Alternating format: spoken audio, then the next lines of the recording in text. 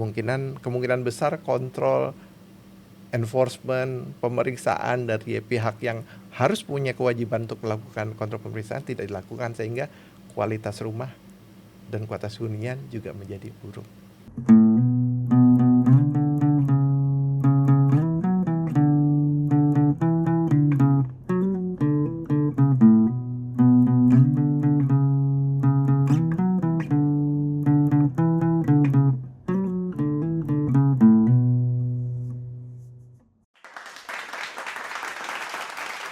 Selamat pagi, halo semuanya. Selamat datang di Seeds of Knowledge Talks on Housing and Learn. Iya, dari sebenarnya ini podcast ini merupakan ruang refleksi dan percakapan kritis yang kita dedikasikan untuk membedah ulang cara kita memandang perumahan di Indonesia.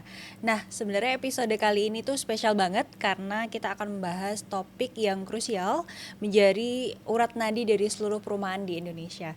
Jadi, yaitu topik ini terkait dengan pembiayaan perumahan, terutama bagaimana sih mekanisme primary dan secondary mortgage di Indonesia. Nah, oke, kali ini sudah hadir bersama kita narasumber dari Housing Urban Development Institute Indonesia, gitu kan, Bapak Eko Ratrianto, STMHRE MP CRG CACP. Wah, gelarnya banyak banget nih Pak. Saya kayak susah ini bacanya satu persatu gitu ya. Pak Eko, selamat pagi. Terima kasih sudah berkenan hadir bersama kami gitu ya. Seperti yang kita tahu bersama bahwa sebenarnya kan masyarakat di Indonesia ini kan saat ini kelas menengah dan masyarakat berpenghasilan rendah gitu ya, yang kelompok bawah ini kan sedang mengalami ancaman menurunnya daya beli di Indonesia gitu ya Pak. Terutama kalau untuk permintaan housing sendiri kan daya beli untuk rumah juga sedang menurun gitu kan. Banyak studi-studi yang mengungkapkan bahwa Gen Z sulit punya rumah gitu kan, apalagi nanti generasi-generasi selanjutnya gitu ya, itu akan agak susah gitu ya. Nah, bahkan bahwa menurut BPS sendiri ini ada penurunan pekerja gitu ya yang dari sektor formal, justru malah yang meningkat itu dari sektor informal gitu Pak. Per Februari itu dibandingkan tahun 2024 itu sekitar 36%, tapi di tahun 2025 per Februari ini naik jadi 37%. Nah, ini agak sulit nih Pak, karena sektor informal ini kan yang non bankable ya kita bilangnya itu kan. Nah, sebenarnya bisa ceritakan gitu kan Pak, latar belakang Bapak ini dari mana asalnya gitu Pak, terus kemudian pendidikan pengalamannya kerja seperti apa? Baik, makasih Mama Mala. Ini mau berapa lama nih? Oke. Kalau saya latar belakang pendidikan itu teknik sipil. Oh gitu ya Pak? Di UI. Oh gitu. Gitu. Cuma kemudian banyak berkarya lebih banyak di banking, kemudian di capital market, dan mungkin 12 tahun terakhir karir saya tuh ada di secondary mortgage ecosystem gitu. Wah, menarik nih Pak, kayak teknik sipil tiba-tiba nyemplungnya ke banking gitu ya. Nah, sebenarnya kenapa sih Bapak itu tertarik gitu ya buat primary secondary mortgage ini, kenapa? Ini ceritanya panjang ya. Jadi saya awalnya 9 tahun belajar finance itu di banking, di Bank Niaga. Kemudian saya belajar capital market di Dana Reksa. Kemudian saya keluar ke real sector, malah ngurusin ikan. Saya ngurusin tambak, 60 hektar tambak di Kalimantan. Tapi selama ngurusin tambak itu saya suka diteleponin teman-teman. Ada beberapa teman di SMF, dan SMF waktu itu baru berdiri. SMF baru berdiri tahun 2005. Oktober ininya, pendiriannya baru operasional mungkin 2006. 2006 pun juga belum bisa beroperasional penuh. 2007 saya mulai dikontak, mulai ngobrol dengan teman-teman di SMF. Mereka butuh akses pasar modal, mereka butuh untuk bangun sistem dan sebagainya. Karena selama saya berkarir saya banyak di manajemen risiko dan product development dan operations ya. Jadi mereka banyak minta masukan situ, kita banyak ngobrol, saya kasih masukan, sampai pada akhirnya saya udah diajak sama Ibu Dirut yang pertama dulu Bu Erika, udah deh masuk aja Hmm. daripada kita telepon membantu dari luar, ditarik. Akhirnya saya join 2008 Ke SMF ya Pak? ke SMF gitu. Jadi disitulah sebetulnya kenapa akhirnya saya mau join, karena saya lihat hampir di semua negara yang punya permasalahan berkaitan dengan perumahan, ada satu perusahaan yang didirikan oleh pemerintah untuk mendorong ekosistem perumahan untuk membiayai rumah bagi masyarakat gitu. Ya, seperti kita ketahui bersama, sebenarnya SMF ini kan memang merupakan penyalur dari FLPP sendiri gitu ya, sebelum kemudian disalurkan ke bank kredit Bukan. selanjutnya gitu BTN. SMF bukan penyalur FLPP. Kebetulan SMF ditugaskan untuk membantu FLPP sejak 2017. Oh gitu, oh iya, benar-benar Pak. Gitu. Awalnya kan kemudian ada penugasan dari Kemenkyu gitu ya. Betul. Iya. Betul. Kenapa sih Bapak tertarik gitu ya dengan topik ini gitu? Pertama, ini berkaitan dengan hajat hidup orang banyak ya. Iya. Kedua, kan kalau kebutuhan manusia sandang, Pangan, papan. pangan, papan gitu ya.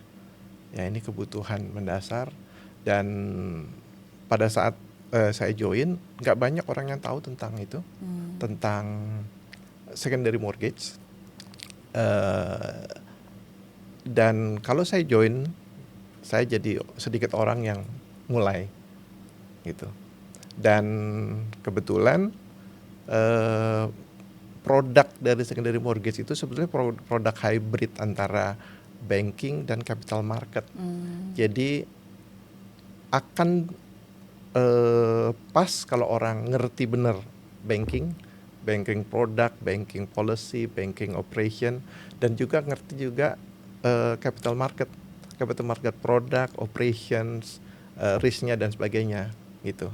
Jadi itulah sebetulnya dasarnya operasinya perusahaan secondary mortgage hampir di seluruh dunia ya gitu. Jadi ada kaki di finance market dan ada kaki di capital market gitu. Jadi kalau nggak kenal dua-duanya akan sulit untuk mengembangkan gitu. Ya, ini memang topiknya memang topik yang cukup kompleks ya Pak ya. Ya. Saya sendiri juga tertarik sebenarnya dengan topik pembiayaan perumahan, tapi memang sulit ini. Jadi untungnya ada Pak Eko di sini gitu ya. Nah mungkin Nggak boleh hanya Mbak Mala, banyak yang juga. boleh dijelaskan gitu kepada para pendengar setia dari podcast ini. Nah sebenarnya apa sih yang dimaksud dengan primary dan secondary mortgage gitu Pak? Pengertiannya seperti apa? Oke, mungkin sebelum saya masuk sampai primary secondary mortgage, saya mau kasih gambaran dulu mengenai kan kita bicara pembiayaan ya. Jadi sistem pembiayaan perumahan itu sebenarnya seperti apa gitu. Boleh switch ke layar. Nah, jadi saya akan gunakan layar ini untuk bantu memudahkan penjelasan. Jadi kita bicara primary dan secondary mortgage itu, kita sebetulnya bicara suatu primary mortgage sendiri adalah suatu produk, secondary mortgage sendiri produk yang beda. Tetapi dua produk ini seharusnya bisa berinteraksi dan kompatibel, kemungkinan membentuk suatu sistem. Nah, secara umum orang menyebutkan housing finance system. Tapi sebetulnya nggak ada terminologi yang fix mengenai housing finance system. Jadi ini Don Layton itu salah satu mantan CEO-nya Freddie Mac, dia bikin definisi seperti ini. Housing finance system itu adalah sebuah sistem pembiayaan yang memungkinkan masyarakat khalayak banyak untuk memiliki rumah gitu. Nah, kemudian di kita sendiri ada undang-undang 1 ya, 2011. Di undang-undang 1 itu dari kalau nggak salah dari pasal 120 sampai 128 itu menyebutkan sistem pembiayaan perumahan gitu. Jadi di pasalnya di dalam undang-undang tersebut menyebutkan yang namanya sistem pembiayaan perumahan adalah sistem yang diselenggarakan oleh pemerintah yang terdiri dari pendanaan dan sistem pembiayaan dimaksudkan untuk memastikan ketersediaan dana murah jangka panjang. Nah, di layar saya coret ya, ininya merahnya ya. Jadi gini, kenapa ini saya coret? Karena gini, secara apa namanya?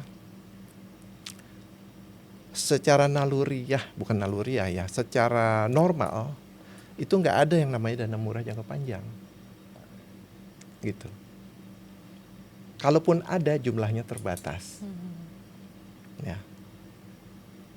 Kemudian kenapa ini dimasukkan dana murah jangka panjang? Kalau kita lihat kondisi di Indonesia, bunga KPR sekarang 10, 11, 12%. Kalau dibandingkan negara tetangga, misal mungkin Malaysia sekitar 6-8%, Thailand mungkin 4-5%, Korea mungkin juga 4-5%. Cukup tinggi ya Pak ya? Ya, Sangat bedanya amat tinggi gitu. bedanya jauh ya. Signifikan Gitu. banget ya. Nah, pertanyaannya, apakah yang mereka yang negara tetangga kita yang tingkat bunganya rendah itu tingkat bunga yang disubsidi seperti FLPP yang 5%? Iya. Jawabannya tidak. Itu bukan tingkat bunga yang disubsidi, itu tingkat bunga yang diterima oleh pasar. Gitu. Nah, tingkat bunga itu tercipta karena apa? Karena kondisi pasar yang baik, karena kondisi pasar yang efisien gitu. Nah, jadi saya lanjutkan. Kemudian kalau kita bicara pembiayaan perumahan, tadi Mbak Mala udah nyebutkan berkaitan dengan apa namanya, ada masyarakat non fixed income. Iya.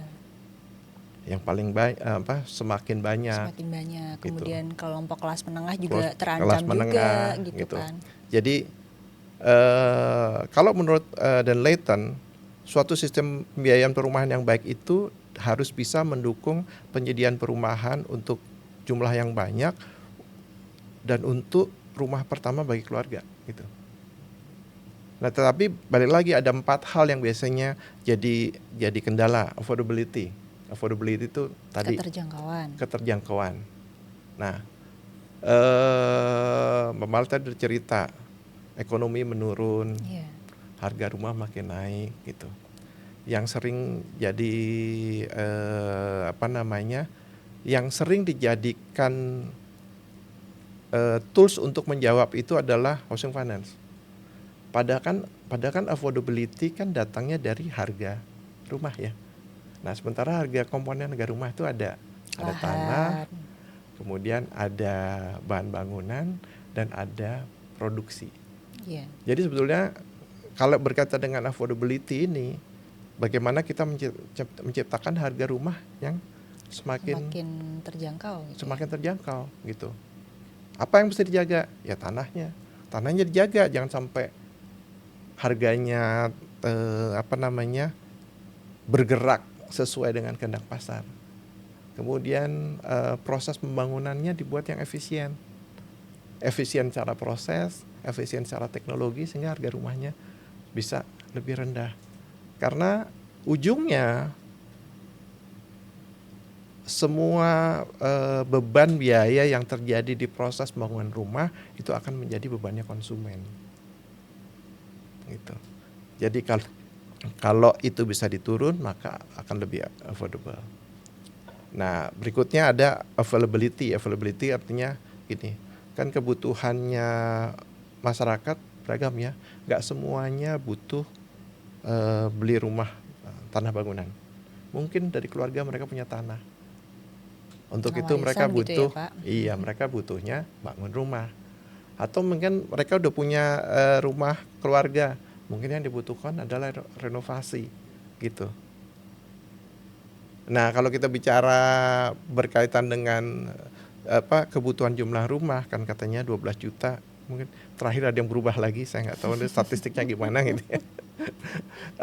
Backlog sekarang ya Pak? Iya, backlog sekarang 12 juta katanya. Oke, atau 9 juta tiba-tiba turun di 2024 ya, jadi 9 juta. Nah, itu tergantung deh nanti mau pakai data yang mana yang paling baik. Tetapi balik lagi, itu adalah secara statistik yang tercatat dan disepakati sebagai suatu backlog kepemilikan. Kemudian ada lagi backlog kepenghunian. Kemudian ada lagi backlog layak huni gitu, yang masing-masing berbeda. Jadi karena kondisinya seperti ini, backlog kepemilikan itu berkaitan dengan kepemilikan rumah, backlog kepenghunian berkaitan dengan penghunian gitu. Jadi mungkin dia nggak punya rumah, dia bisa sewa gitu, atau dia bisa numpang di rumah keluarganya gitu. Kalau backlog tentang RTLH layak huni itu berkaitan dengan kualitas rumahnya gitu. Jadi karena kondisinya pasar seperti itu, mestinya produk itu harusnya available untuk menjawab itu semua gitu. Nah, kemudian satu lagi tadi yang Mbak Malagio cerita, ada non-fixed income, kemudian tidak bisa mengakses pembiayaan Karena nggak yang punya slip disediakan gaji oleh, gitu kan, Pak. karena nggak punya slip gaji gitu. Nah, ini adalah 3 masalah-masalah utama yang berkaitan dengan pembiayaan perumahan. Dan yang paling penting semua, karena tadi kita bicara sumber dana jangka panjang, jadi ekosistem perumahan itu butuh sumber dana jangka panjang yang datangnya dari investasi atau dana yang diinvestasikan, dana jangka panjang masuk ke sektor ini. Kalau dana jangka panjangnya tersedia banyak, maka kebutuhan untuk perumahan juga akan bisa disediakan gitu. Nah, sementara dari situ dulu jawaban saya. Ada yang mau kita diskusikan lagi yang lain? Nah, jadi menarik nih Pak. Kan tadi kan sempat kita singgung juga terkait dengan slip gaji gitu ya. Sebenarnya masih masih relevan gak sih kalau misalnya masyarakat itu yang nggak punya slip gaji itu kemudian nggak bisa mengakses pembiayaan perumahan gitu kan. Saat ini kan memang mungkin selain pekerja informal gitu ya, pekerja informal yang kemudian tidak punya slip gaji, yang dipandang mungkin pendapatannya nggak tetap, pendapatannya mungkin rendah, tapi ada kok beberapa kelompok masyarakat yang sebenarnya justru malah pendapatannya lebih banyak gitu daripada misalnya PNS atau BUMN gitu-gitu kan. Content creator itu tiba-tiba sebulan 30 juta, 50 juta gitu kan Pak. Nah, kira-kira gimana nih Pak pendapatnya Bapak? Ya sebetulnya gini, kalau kita bicara itu kan masalah risk appetite dari Perbankan gitu ya. perbankan ya, lembaga penyalur KPR lah, risk appetite-nya mereka gitu. Nah, kalau menurut saya memang saat ini kita banyak melepaskan semua itu ke pasar, melepaskan ke lembaga pembiayaan. Karena kalau semua dilepaskan kepada lembaga pembiayaan dan dilepaskan ke pasar, mereka akan memilih segmen yang paling risikonya paling rendah, Iya. menurut mereka, gitu. Risiko yang paling rendah yaitu yang fixed income, bisa diprediksi gajinya dan sebagainya. Tapi ini yang sebetulnya yang saya inginkan, bahwa kedepannya pemerintah bikin program rumah pertama ya. Iya, ya. Gitu. Kenapa rumah pertama? Rumah pertama biasanya lebih less risk daripada rumah kedua dan sebagainya. Iya, karena bentuknya investasi ya Pak. Ya karena itu adalah investasi keluarga yang biasanya dijaga gitu. Tapi untuk memberikan aksesibilitas kepada non fixed income, artinya ya harus dibuka kesempatan mereka untuk melakukan akses. Non fixed income sekarang kan dengan perkembangan pasar keuangan atau mekanisme pembayaran sekarang, kan ada yang namanya QRIS, ada e-wallet dan sebagainya. Itu adalah track record. Kalau mereka non fixed income, mereka pasti berbisnis, pasti menggunakan alat-alat itu untuk melakukan pembayaran, dan itu sebetulnya jadi track recordnya mereka. Yang kemudian bisa diukur kemampuan kemampuan mereka mengumpulkan penghasilan dalam waktu tertentu, dan itu bisa jadi ukuran Ya jumlah pengeluarannya juga dari tolak ukur daya belinya juga kan ya sebenarnya Ya, per kalau bulannya. pengeluaran memang agak susah lihatnya ya. Tetapi pendapatan dia misalnya tukang jual bakso, Ya, dia pasang QRIS. Kan semua pembayaran lewat QRIS. Kemudian ada track recordnya ada kan di track record di rekeningnya. perbankan Gitu. gitu ya Pak. Jadi berapa besar dia pemasukannya 1 bulan. Gitu. Berapa banyak yang diambil dari rekening setelah pemasukan, berapa lama diambilnya seperti itu. Dan itu sebenarnya sudah bisa jadi sudah jadi standar gitu. Dan yang jadi masalah sekarang di kita belum ada program pemerintah yang secara masif melaksanakan hal tersebut. Jadi kalau kita bicara, ini saya kebetulan di layar saya sampaikan nih, ada sebelah kanan layar tuh non fixed income, Iya. ya. Jadi kalau kita lihat masyarakat pun ada yang penghasilannya harian, ada penghasilannya mingguan, mungkin ada yang penghasilannya bulanan. Contohnya misalnya, kalau tukang bakso, tukang somai, harian dia ada. Iya harian pasti Ya. ada. Kalau di harian punya pemasukan, kita bikin produk pembayaran yang harian juga, maka pembayarannya akan lebih mudah diatur oleh mereka daripada mereka dapat pemasukan harian kemudian suruh ngumpulin nabung sebulan baru nanti akhir bulan dibayarin gitu. Nah, antara hari ke-1 sampai hari ke pembayaran ke-30, disitulah masalahnya. Tiba-tiba uangnya kepake yang lain Kepakai gitu. yang lain Agak gitu. susahnya. Ya. Jadi itu yang harian. Jadi yang cash flow-nya harian ya disiapin produk yang harian gitu. Kalau dia cash flow-nya mingguan ya dibikin struktur pembiayaan yang pembiayaannya juga itu juga mingguan. Nah, terbalik ada lagi kelompok masyarakat kayak petani. Iya. Petani nanam apa? Cabai. Mungkin 3 bulanan baru panen.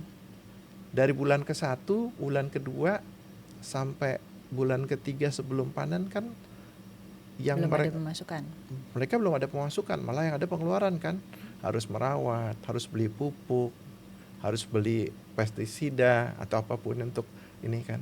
Nah, kalau modelnya seperti itu kemudian diberikan pembiayaan yang sama seperti fixed income sama setiap bulan, akan sulit buat mereka. Gitu. Nah, model-model pembiayaan seperti ini yang sebetulnya harusnya disiapkan oleh pemerintah dalam suatu program gitu.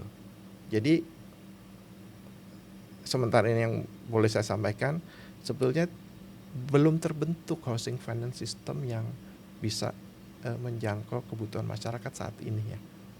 Gitu. Yang ada sekarang kan program FLPP, kemudian ada program BSPS, ada program dulu ada PP2PT dan sebagainya. Tapi itu sangat segmented gitu.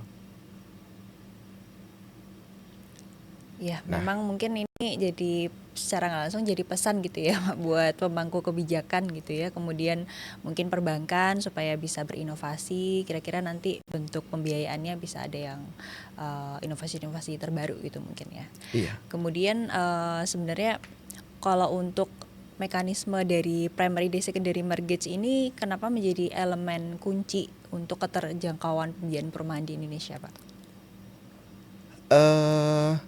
Gini, sebetulnya masalah keterjangkauan affordability kan ya. Ya, affordability itu sebetulnya datangnya dari harga barang jadi. Ya. Kemudian kalau ini susah dikontrol, harga barangnya sukar dikontrol, maka kemudian yang dikontrol adalah biaya dari pembiayaan. Biaya pembiayaannya tingkat bunga ya. Itu kalau tadi kita bicara negara-negara tetangga tingkat bunganya rendah-rendah. Nah, gimana caranya kita bisa punya tingkat bunga yang rendah untuk pembiayaan perumahan yang menjangkau masyarakat yang lebih banyak gitu. Nah, sekarang pemerintah baru bisa menyediakan FLPP karena dananya dari pemerintah. Nah, sebetulnya yang ideal adalah dana pembiayaan itu bisa datang dari capital market misalnya. Capital market masuk ke sektor perumahan. Gimana nanti untuk harga KPR-nya? Ya ada dua. Ada harga KPR yang mungkin disubsidi oleh pemerintah untuk segmen tertentu, tapi ada harga KPR yang tidak disubsidi oleh pemerintah untuk segmen tertentu juga, khususnya untuk rumah pertama gitu. Sebagai suatu program ya. Nah, kalau ini bisa terjadi, maka di situ akan apa namanya? Bisa tercipta ketersediaan dana dan keterjangkauan yang lebih baik bagi masyarakat sebagai suatu program ya. Kalau sekarang ini kan sebetulnya antara primary dan secondary market itu sangat terpisah sama sekali. Terpisah gitu ya, Pak? Terpisah gitu. Kenapa? Primary marketnya itu disiapkan oleh perbankan. Kemudian secondary marketnya itu disiapkan oleh SMF dan pasar modal. Mungkin saya sambungkan seperti ini ya.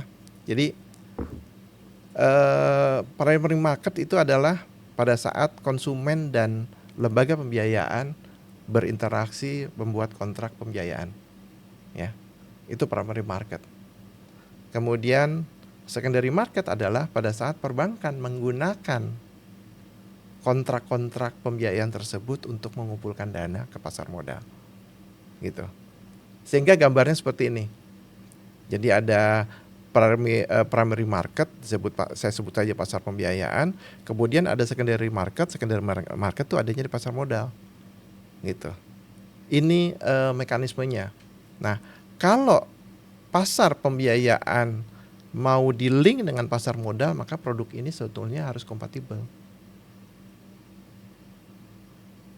Kalau sekarang ini jalan terpisah, maka pasar sekundernya itu tidak akan bisa tumbuh. Seperti yang terjadi sekarang di Indonesia. SMF berdiri 2005, produk secondary market terbit pertama 2009, sampai sekarang di market saldo secondary mortgage instrument itu nggak lebih dari 5 triliun ya. Gitu. Kenapa? Karena dia segmented, tidak didesain untuk suatu yang keterkaitan sebagai suatu sistem gitu. Nah, agak sulit juga ya, Pak ya. Betul. Kemudian kan ini kan kemudian akan menjadi sebuah tantangan besar gitu ya, mengingat bahwa masyarakat Indonesia sendiri kan yang dari sektor informal cukup banyak gitu ya. Nah, kalau menurut Bapak sendiri selain slip gaji, kemudian tadi kalau bisa ada pembiayaan inovatif, itu ada tantangan lain nggak Pak yang merupakan hal dasar untuk kira-kira bisa nih nanti bisa didobrak sistemnya buat pembiayaan inovatif buat masyarakat dari sektor informal? Gini,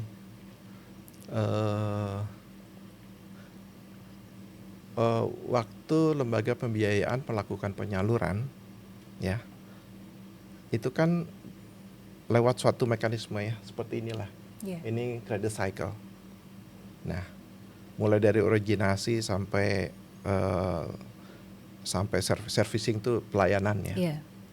Ini sebetulnya mereka butuh sistem kan. Mereka butuh sistem. Karena produk yang berjalan di sini butuh sistem. Nah, yang sekarang ini produk pembiayaan itu diserahkan semua ke pasar. Artinya setiap lembaga pembiayaan akan bikin sistem sendiri.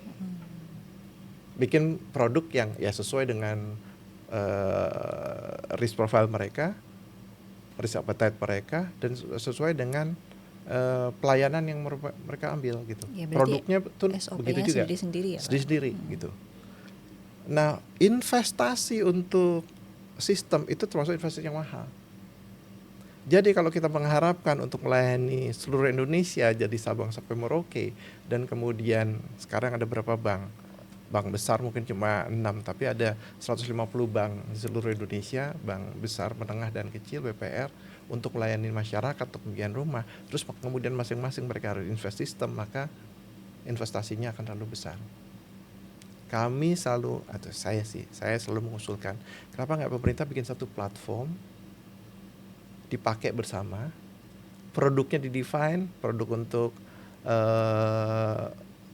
non-fixed income yang harian produknya seperti ini, yang penghasilannya mingguan strukturnya seperti ini, yang untuk petani strukturnya seperti ini, dan itu dalam satu platform yang nasional yang bisa dipakai siapa aja, sehingga setiap lembaga pembiayaan nggak perlu lagi harus investasi. Dan Jadi mestinya dengan tidak adanya investasi untuk infrastruktur, mereka hanya investasi di sumber daya ya, untuk pelayanan, untuk melakukan monitoring, untuk melakukan pendampingan ke konsumen, sehingga harga dari produk itu bisa turun. iya, Nah, menarik harga nih produk Pak. itu refleksinya apa ya? Tingkat bunga Iya. gitu. Jadi pemerintah harusnya menyediakan skema sendiri gitu ya, kemudian diadaptasi oleh lembaga Betul, penyalurnya betul. masing-masing gitu. Jadi yang kalau kami selalu usulkan adalah kita bikin program nasional untuk pembiayaan rumah pertama gitu. Iya, menarik nih Pak. Ya. Karena memang pembiayaan rumah pertama ini kan jadi concern gitu ya, Ya. dari negara-negara lain kan juga seperti itu ya. Untuk pembelian rumah kedua atau ketiga itu kan ada pajak progresif kalau di negara Betul. lain gitu. Ya. Nah, kalau di Indonesia sendiri menurut Bapak gimana? Saya kurang tahu juga nih.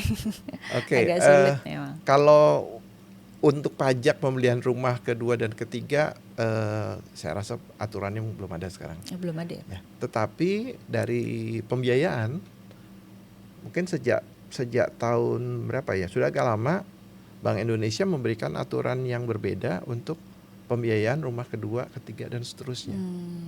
Gitu. Mungkin bunganya lebih tinggi gitu. Ya, LTV-nya yang diatur. LTV-nya. Ya, jadi kayak rumah pertama kalau KPR VLPP kan LTV bisa 99% Iya. gitu ya. DP-nya cuma 1% Iya. gitu. Pembiayaan secara umum untuk KPR itu rata-rata LTV-nya 70%, 30% down payment-nya dari konsumen.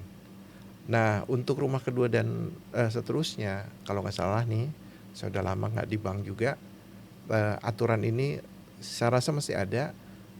Untuk rumah kedua dan ketiga ada maksimum LTV kan, mungkin nggak boleh lebih dari 60%. Rumah ketiga lagi nggak boleh lebih dari makin kecil lagi 40%, mungkin seperti itu.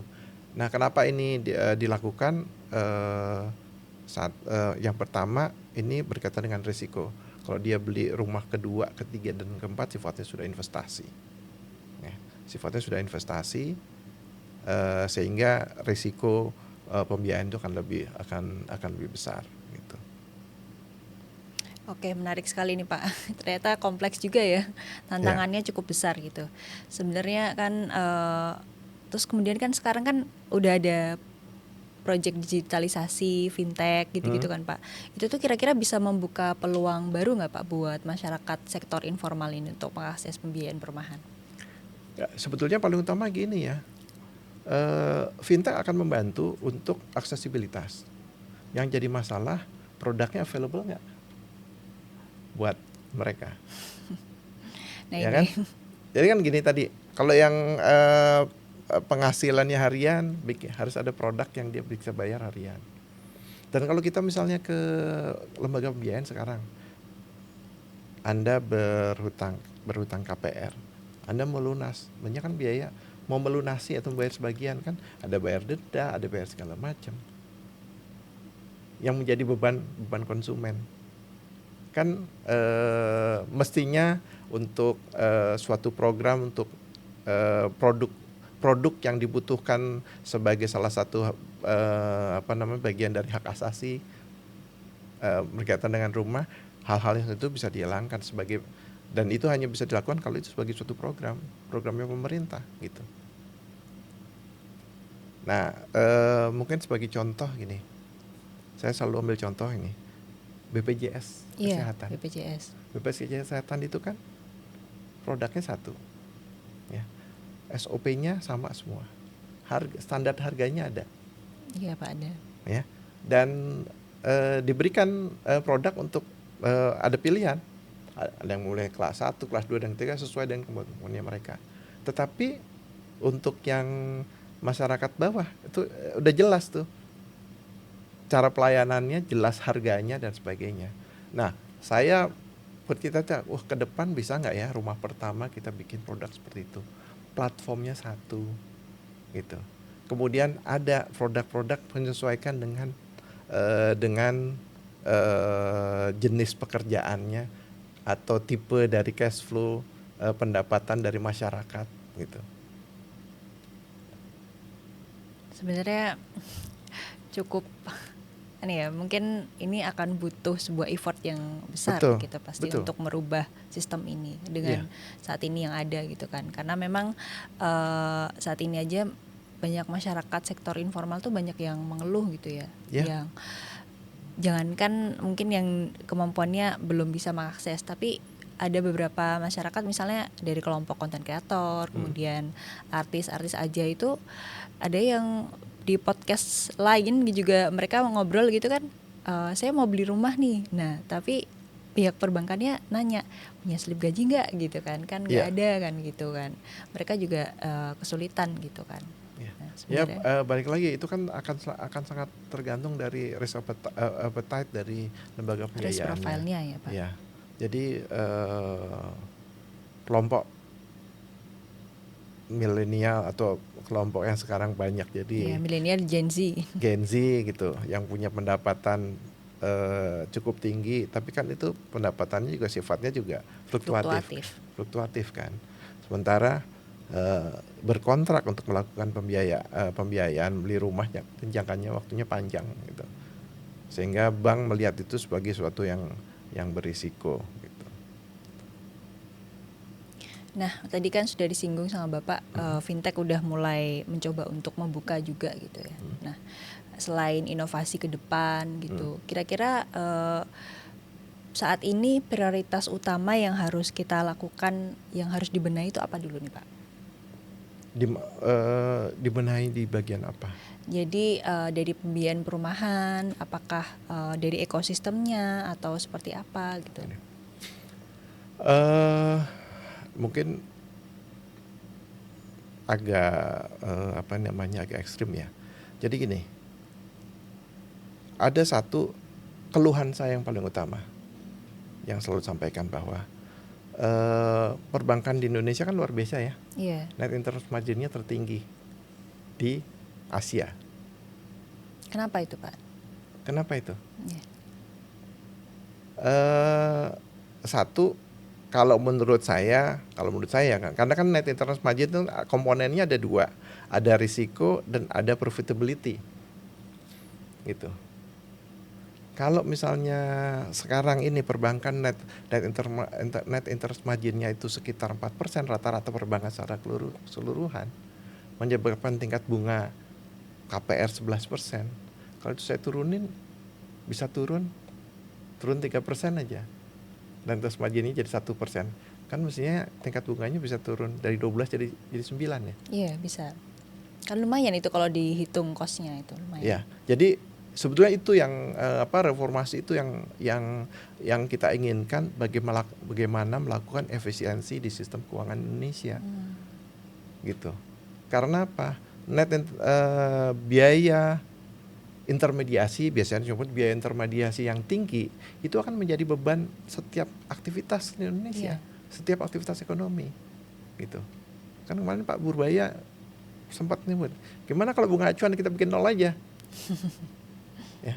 Nah kan coba bayangkan kalau misalnya ada negara seperti Korea, tingkat bunga KPR-nya tuh 4%, berapa NIM-nya banknya?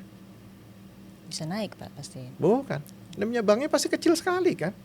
Orang tingkat bunga KPR-nya cuma 4%. Berarti net interest margin-nya bank dia ambil kecil sekali. Dan itu tingkat bunga pasar.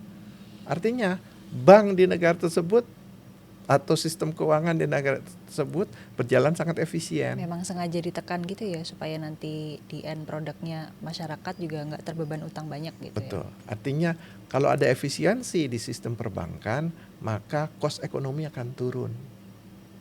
Kalau gitu. sekarang itu dari BI sendiri bunga dasarnya aja sudah berapa ya Pak? Sekitar di atas 6% nih kayaknya. Saya kurang update juga. Enggak, udah turun kayaknya. Udah turun nggak tinggi mungkin juga. Sekitar 4-an. Oh, udah turun 4%. Ya, berarti. Saya nggak ngikuti ini ya perkembangan terakhir, tapi kalau nggak salah sekitar 4-5% gitu. Berarti harusnya turun juga. Biasanya ada bank-bank yang kemudian tapi tetap tidak mengikuti dari acuan dari Ya, BI gitu. betul, betul. Jadi artinya gini, bunga acuan sudah diturunkan, tapi tingkat bunga kredit tidak turun karena apa? Bank menganggap risikonya masih tinggi gitu. Tapi balik lagi, karena itu kan adalah produk komersilnya mereka. Kalau misalnya ini kita bikin produknya program pemerintah, boleh dong. Jadi program rumah pertama pakai tingkat bunga acuan tersendiri. Itu satu hal.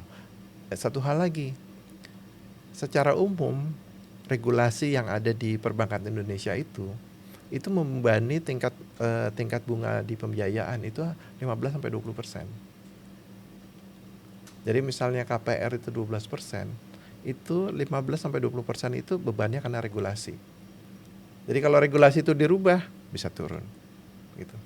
Nah, itu sih harapan saya, harapan juga banyak orang, bagaimana biaya intermediasi itu turun, bagaimana sistem perbankan dan sistem keuangan itu bisa lebih efisien, sehingga ongkos ekonomi kita itu bisa turun, termasuk harga KPR pun bisa turun. Bisa turun gitu ya Pak. Iya. Itu juga jadi harapan saya juga pribadi Pak sebenarnya. Harapan semua orang. Harapan semua orang gitu pasti. Ya. Dan Pak Purbaya kan baru-baru ini disebutkan, nggak semua orang bisa menikmati ekonomi kita, karena itu sebagian harus disubsidi gitu. Oke, nah subsidi itu akan sangat tergantung dari biaya ekonomi kan. Biaya ekonomi salah satunya ada indikatornya suku bunga acuan dan sebagainya. Gimana kalau suku bunga acuan kita turunkan ya? Bisa nggak kita turunkan semuanya sehingga ekonomi bisa lebih efisien, sehingga biaya hidup pun juga akan turun gitu. Iya, soalnya kan memang inflasi ini lagi melambung tinggi gitu ya, harga bahan pokok semuanya naik gitu kan. Terus kemudian dari sektor perumahan sendiri kan, kalau dari studinya UN Habitat sama World Bank itu, harga lahan aja itu sudah 40% dari komponen dari rumah gitu. Akhirnya kan ikutan naik juga ya. Kalau inflasi masih termasuk rendah, coba dilihat lagi nanti Mbak Mala. Inflasi di Indonesia selama 5 tahun, 10 tahun terakhir itu relatif bagus gitu. Tapi yang jadi masalah inflasi tanah. Harga tanah itu dilepaskan ke market, sehingga menjadi komponen yang sangat mengganggu affordabilitas. Kalau Mbak Mala beberapa kali dengerin insight dari Pak Wamen ya, salah satu idenya dia ya, pemerintah masuk di tanah. Ada subsidi khusus untuk tanah gitu ya? Iya, jadi kuasai tanah, sehingga tanah itu harganya tidak mengikuti pasar, khususnya untuk rumah MBR dan rumah pertama lah gitu. Karena hampir di sebagian besar negara yang yang punya permasalahan berkaitan dengan rumah untuk masyarakat, negara masuk kuasai tanah, sehingga kalau tanah sudah dikuasai kan sisanya tinggal apa? Bahan bangunan dan tenaga kerja ya. Iya. Bahan bangunan bisa akan semakin baik karena apa? Ada teknologi. Ada teknologi. Kemudian tenaga kerja akan semakin efisien juga dengan kemajuan teknologi, bisa membangun lebih cepat, bisa membangun lebih banyak. Iya. Gitu. Lebih efisien lah. Lebih efisien. Apalagi masyarakat Indonesia ini kan terkenal dengan gotong royong. Nah, gitu kan. Betul. Kalau masalah manpowering kan bisa mengandalkan komunitas itu sendiri biasanya. Jadi kalau harga tanah kita bisa jagain, atau bisa dikendalikan gitu ya Pak. Harga rumah bisa dikendalikan.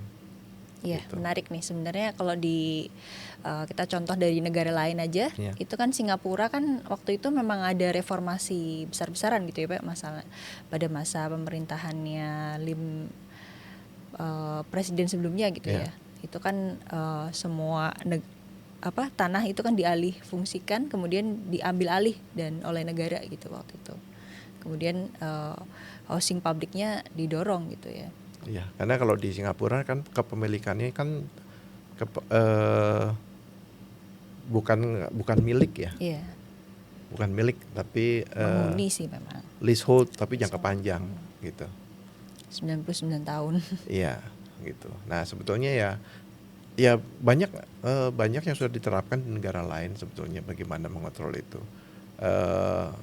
tinggal bagaimana ya pemerintah mau menerapkan itu. Beberapa sering di beberapa kesempatan Pak Wamen udah ngomong tanah kuasai negara, tanah kuasai negara, tanah didukung dari negara. Kemudian developer bangun dengan teknologi yang lebih baik sehingga lebih efisien, sehingga persaingannya di kualitas rumah Iya. gitu.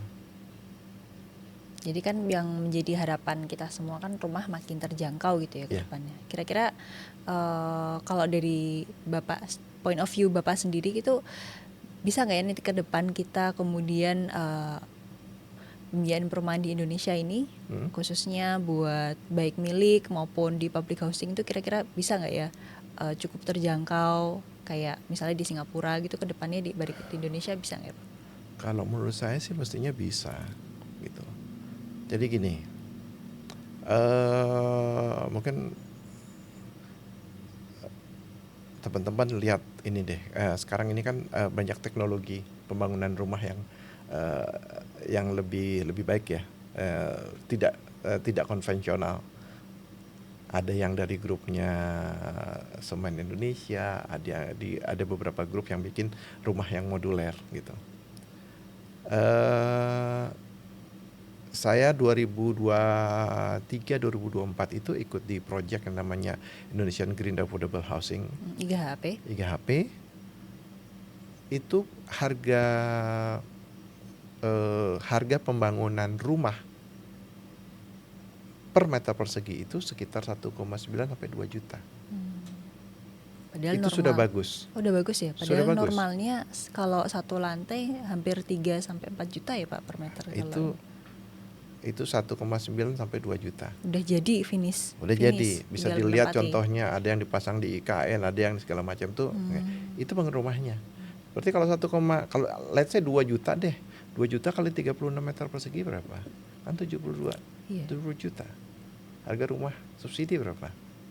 168 mungkin. 168, 180. Kan berarti ada gap antara 65 sampai 180.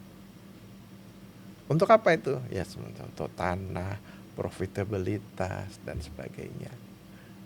Jadi sebenarnya kalau dari sisi teknologi, untuk harga yang lebih rendah dan mutunya bagus, sudah banyak contohnya.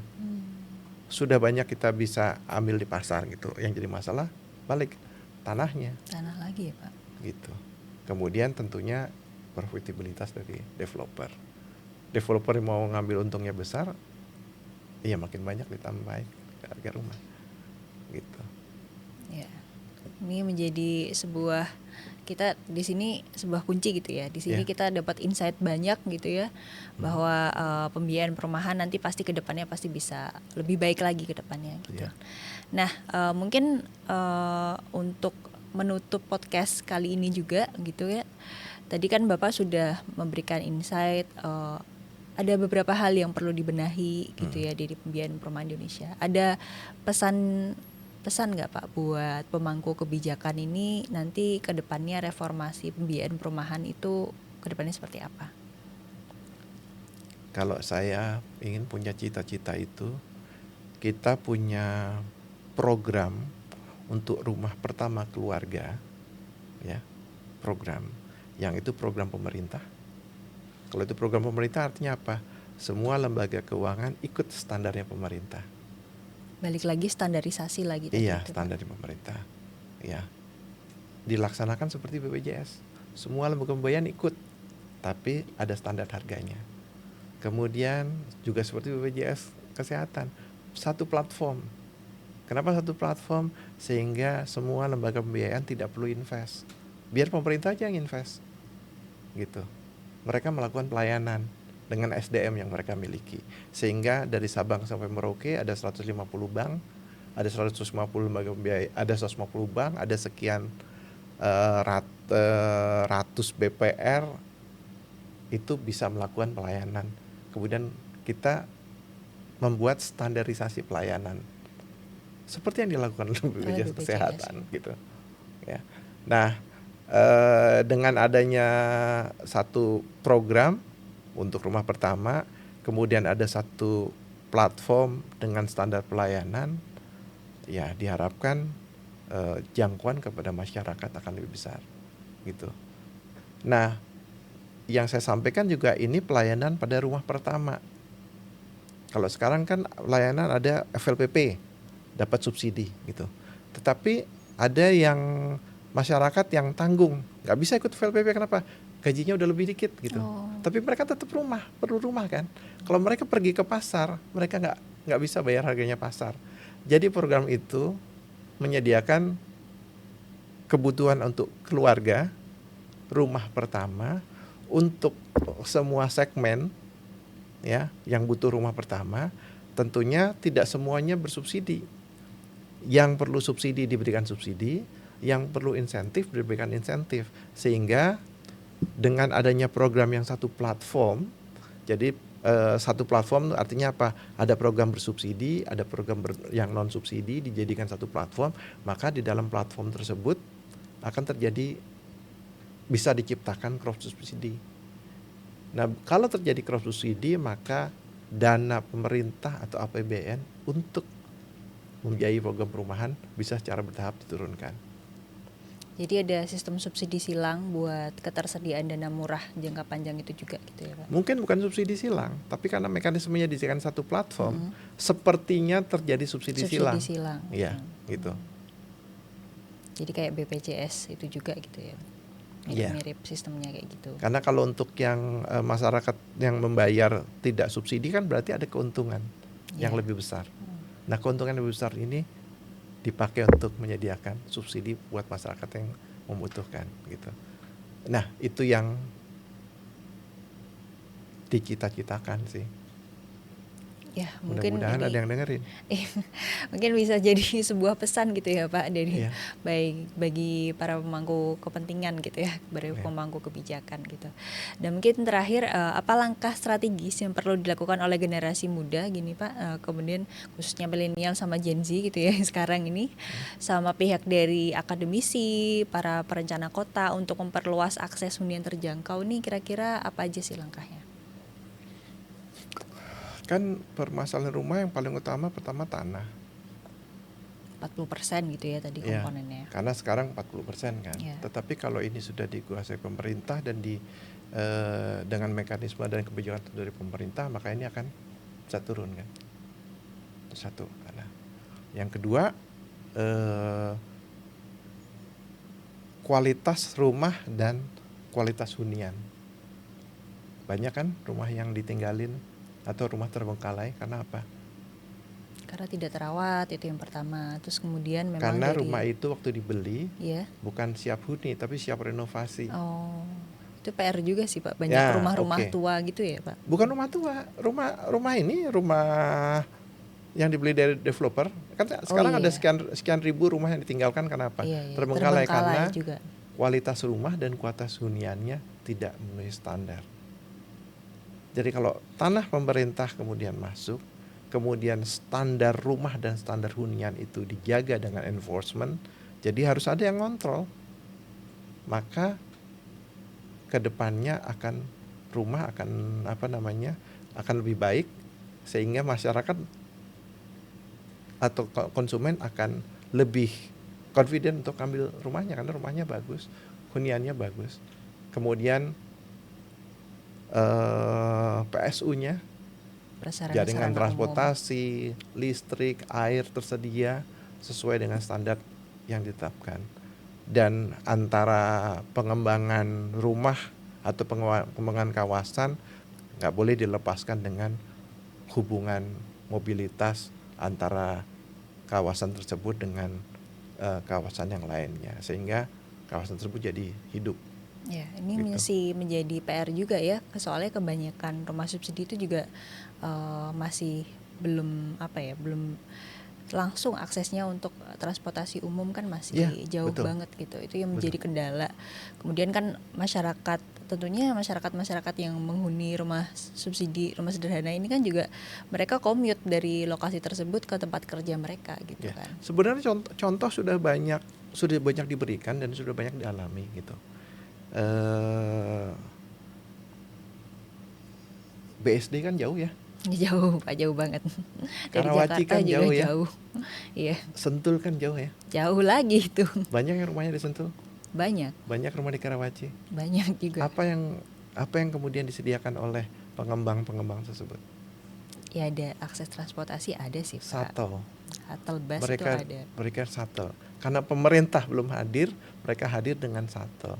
Ya mestinya model-model seperti itu yang perlu dikembangkan gitu. Tetapi memang balik lagi, hanya developer yang besar mungkin bisa melakukan Ya, itu. iya. Nah mungkin catatan saya nih yang sekarang ini sedang banyak disosialisasikan berkaitan dengan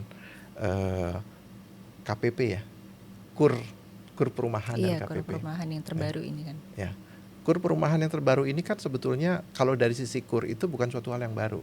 Jadi dari dulu dipakai. Iya, pasti ada kur. Ada kontraktor kecil udah pakai, penyedia bahan bangunan udah pakai. Tapi ada yang satu yang yang baru adalah untuk membeli tanah. Jadi boleh developer beli tanah. Anda bayangkan kalau ini perusahaan menengah kecil UMKM jadi developer beli tanahnya di mana? Jauh. Jauh pasti Pak, yang Satu, terjangkau. beli tanahnya jauh.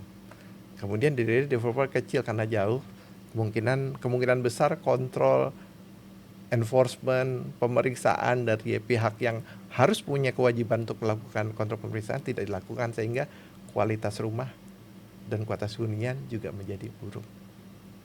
Jadi itulah satu catatan dan peringatan juga, hati-hati bahwa kita memang mau meningkatkan UMKM untuk maju, untuk membantu perumahan, menggeliatkan ekonomi, tapi tadi berkaitan dengan kualitas rumah, kualitas hunian itu akan jadi taruhan gitu. Termasuk juga sprawling yang akan terjadi. Kenapa? Iya, urban sprawl. Gitu. Iya, kenapa sprawling akan terjadi? Karena mereka hanya bisa beli, karena UMKM beli tanahnya yang murah kan, makin jauh. Semakin minggir gitu ya Pak. Betul. Dan semakin berat pemerintah untuk menghubungkan kawasan untuk nanti PR-nya di jaringan infrastruktur lagi gitu ya. Betul. Ya. Ya, baik. Mungkin kita udah ngobrol banyak gitu ya Pak, banyak Udah sekali banyak ya? insight, insight yang sangat penting di hari ini gitu ya. Saya juga banyak menerima masukan gitu ya, wawasan yang baru terutama penjadian perumahan ya. Baik, terima kasih banyak kepada Bapak Eko Ratrianto atas refleksi dan pandangannya untuk topik kali ini gitu ya, sangat membuka wawasan kami tentunya. Terima kasih juga kami ucapkan kepada para pemirsa. Selamat bergabung kembali pada episode selanjutnya di podcast Seeds of Knowledge Talk on Housing Unlearned. Nah, podcast ini dipersembahkan oleh program Receh Pol dan program peminatan perumahan dan permukiman Sekolah Pasca Sarjana Pembangunan Berkelanjutan di Universitas Indonesia. Jadi podcast ini merupakan ruang belajar dan penelitian yang berkomitmen menata ulang tata pikir dan tata kelola perumahan menuju keadilan sosial dan berkelanjutan. Sampai jumpa di episode selanjutnya. Nanti kita bertemu kembali. Kita akan terus menggali ide, menata ulang cara berpikir tentang hunian dan membangun masa depan yang lebih adil berkelanjutan. Terima kasih sudah mendengar podcast ini. Wassalamualaikum warahmatullahi wabarakatuh. Waalaikumsalam warahmatullahi wabarakatuh.